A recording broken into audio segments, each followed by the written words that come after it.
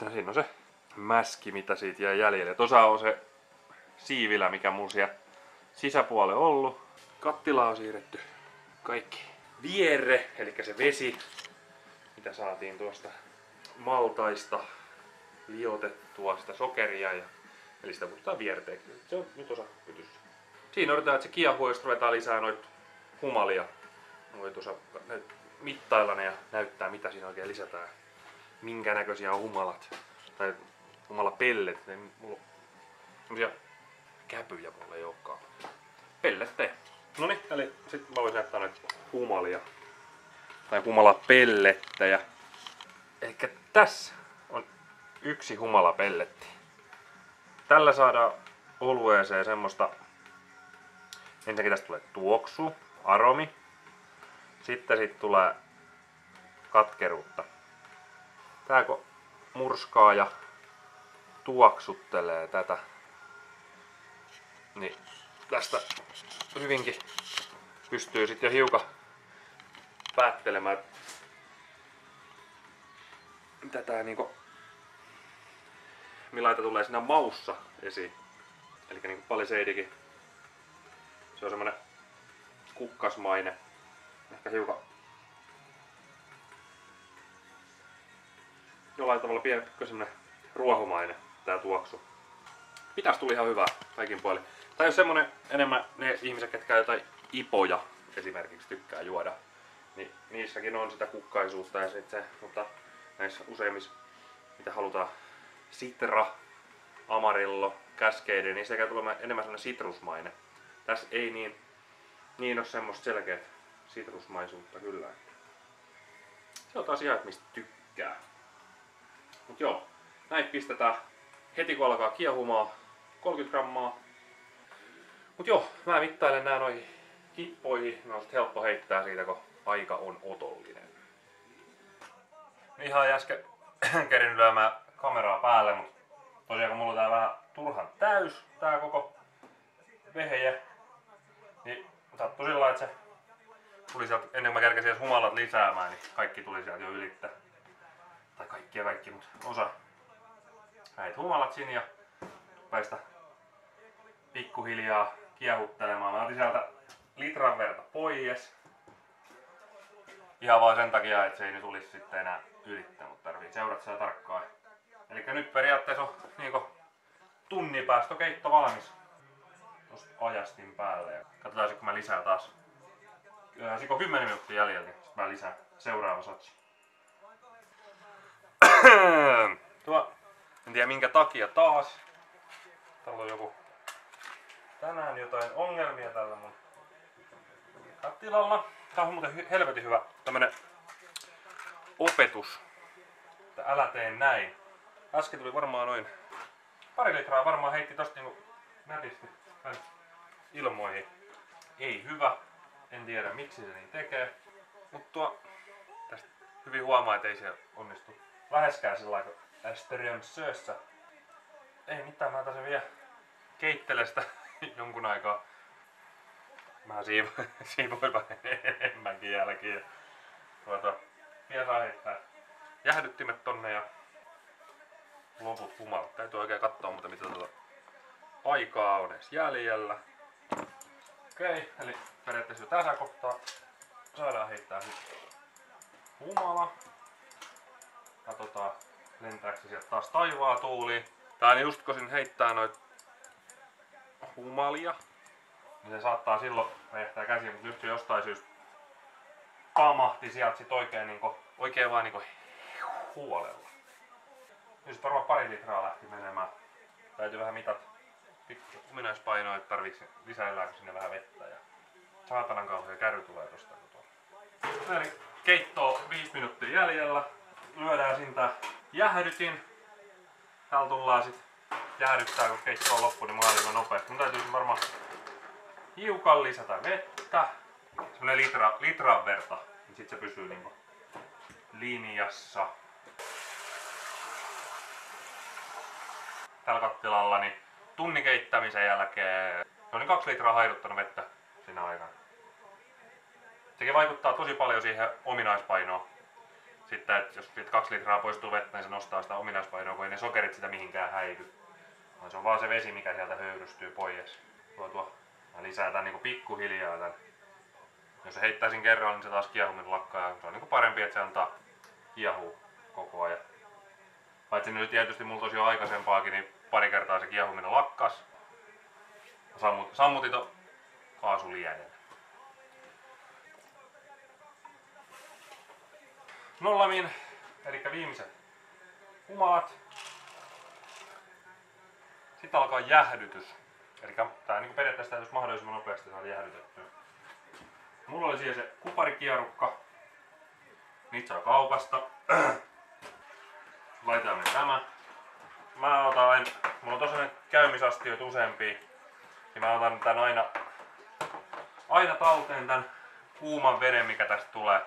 Se on jo helvetin hyvää pesuvettä. Sitten kun tästä tarvii kumminkin pestä nää pois sitten pienellä päästä. Mulla on letkut tossa sillä nätisti. Ei mun tarviiko lyödä tämä vesihanani kiinni ja päästään tossa noin. Niin täältä rupee kohta tulee helvetin kuumaa vettä. Ja se saa jähtyä siinä. Se on noin 50 minuuttia. Meni se vähän kauemmin. Tää on helvetin hyvä hierukka. Tässä on 15 metriä kuulemma. Kaupkeessa sanat, että siinä on 15 metriä kupariputkea. Niin tuo jähtyy aika hyvin. Ei mitään, odotellaan pieni hetki ja odotellaan kun Tappara voittaa Suomen mestaruuden. Niin, eli tuo alkaa olla melkein jäähdytetty. Nyt sitten mulla on semmoista Starsania, desinfiointiainetta, mikä ei niinku periaatteessa haittaa tuossa oluessa mitään, vaikka vähän jää sinne. Niin mä vedän tälle hiukan ennen, tossa nyt menee 2-3 minuuttia vielä. Se oli 30 asteista, 2-3 minuuttia menee, niin antaa ton vielä vaikuttaa. Pestyhän tuo on jo aika päiviä sitten. Sitten siihen vielä kansi päälle, niin bueno. Onneksi olkoon Tappara. Mut sitten taas tähän olueni tekemiseen. Se on jähtynyt, se on nyt semmonen 25. Se jähtyy tosta vieläkin jonkun verran. Mä oon aikaisemmin tehnyt sillä lailla, että mä oon antanut tuon jäähdytyskierukan olla tossa. Ja sit alkanut vaan laskea sitä. Tai mä oon pyörittänyt sitä, että saa niin sanotun fireballin aikaiseksi. Elikkä tuo periaatteessa pitäisi kaikki sakka kertyä siellä keskelle. Mutta kun tuo kierukkaa tuolla, sitä ei saa pyöritettyä sillä nätisti. Ei täytyy vittua tieltä.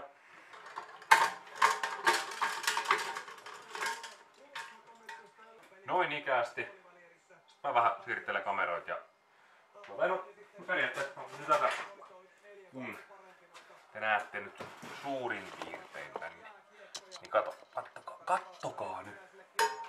Näin sekoitetaan ja saadaan aikaan fireball.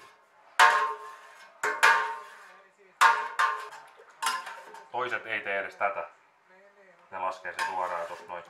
Mä teen tämmösen pienen. Periaatteessa jos se olisi nopeasti kylmennettykin, niin se aika nopeasti sakka putoo ton pohjalle. Se on taas millain kukin tykkää. Ainakin tässä tekemisessä on sen, että oikeeta tapaa ei ole. Sitten mä näytän. Tän oikeastaan mä voisin näyttää nyt. 15 minuuttia on välissä, niin vähän niin ajatus katkesi. Mut joo, siis mä ajattelin, että mulla on tämmönen siivilä tässä käymisastia päällä vielä. Ja tässä on tää semmonen siiviläpussi. Ja nyt mä sitten täältä kattilasta lasken tämän. Tähän jää aika reilusti. Nyt varsinkin kun humalaa oli paljon, niin sitä jää myös tähän paljon. Ja samalla kun tää menee tästä näin, niin tää niinku ilmaantuu. Hiiva tarvitsee niinku sitä sokeria ja sitten happea, jotta se pystyy toimimaan hyvin. Ja sitten se samalla muuttaa sitten sen kaiken sokerin, mikä siinä on, niin alkoholiksi. Tässä nyt valutellaan tätä. Näyttää kun kierruka otti pois, että tässä on lämpötila noussut. Et voi olla, että mä joudun vielä vähän viilentää tätä. Mä katson sen ennen just silloin, kun on hiivaa laittamassa sinne. Mullakin on tuossa kuiva hiivaa US05. Ei sano kaikille mitään, mutta tuo ipoissa ja apoissa ja pale aleissa aika usein käytetty. Helppo kuiva hiiva. Nyt sieltä on lähestulkoon kaikki valunut. Sakka rasvaa tuli jonkun verran. Pyttyy jäi aika paljon. Näyttää, että 16 litraa mitä siinä tuli sitä tavaraa. Täytyy vielä katsoa, että hiukan mitä tuo ominaispaino näyttää, että jos siinä täytyy lisätä litra 2 lisää vettä, että siitä saadaan semmoista, ettei siitä tule niinku liian vahvaa, koska ei sekään ei ole hyvä. Nyt ei ole tarkoitus saada niinku mahdollisimman suuria prosentteja, vaan niinku mahdollisimman hyvää olutta mieluusti. No niin, että mä tein pieniä mittauksia ja laskelmia. Ja pitäisi olla 1,051 ominaispaino tässä. Tää on vielä hiukan lämmin. Tunni jäähtyy tuossa kaapissa. Sitten mä heitä sen hiivasin. Mut muuten se alkaisi olla siinä. Katsotaan minkämoista olutta tästä sitten tullut. Paljon vähemmän sitä tuli, mitä oli niinku ajatus. Se saamarin ylikuohunnan takia otettiin 2 litraa pois. Toivottavasti laatu korvaa määrän. Noniin, elikkä en mä sit huomannut ottaa viime yönä siitä mitä yönä. No, on se nyt yötä, joo. Puolella aikaa kun mä kävin pistäisin hiivat joukkoon, niin en mä siitä huomannut mitä videopätkää ottaa. Että on vielä pieni semmonen epävarmuus, että lähteekö se edes käymään. Nyt on kulunut semmonen 16 tuntia siitä kun se hiivattiin ja se ei ole niinku vielä lähtenyt lainkaan käymään. Vielä ei ole mitään hätää sillä lailla. Se voi ollakin päiväkin ennen kuin se yhtäkkiä lähtee, mutta odotellaan. Palataan asiaan, mutta tosiaan siinä ei mitään erikoista enempää ole. Että avasin kannen ja leikkasin pussin auki ja kaadoin nääsin. Ravistelin ihan vaan, ei mitään se ihmeellisempää. Normaalisti mulla on nää startannut sillä hyvinkin nopeasti. Ei vielä kertaakaan ollut semmoista, että olisi joutunut odottelemaan, mutta jos se huomenna, niin sit mä luulen, että mä hiivaan se vielä uudestaan. Et varmaan on tullut tässä sanottua jonkun verran väärin asioita ehkä kuvattu vähän paskasti, ei ole ihan kauhean tarkkaa kuvaa tai toivottavasti tästä sai nyt pienen kuvan mitä tämä oluen paneminen kotosalla on. Mut joo, kiitos jos ja kun jaksoit katsoa loppuun asti. Käy Facebookissa tykkää ja tilaa YouTube-kanavaa ja tee ihan mitä huvittajalaki sallii. Ei mitään. Kiitti ja kuitti.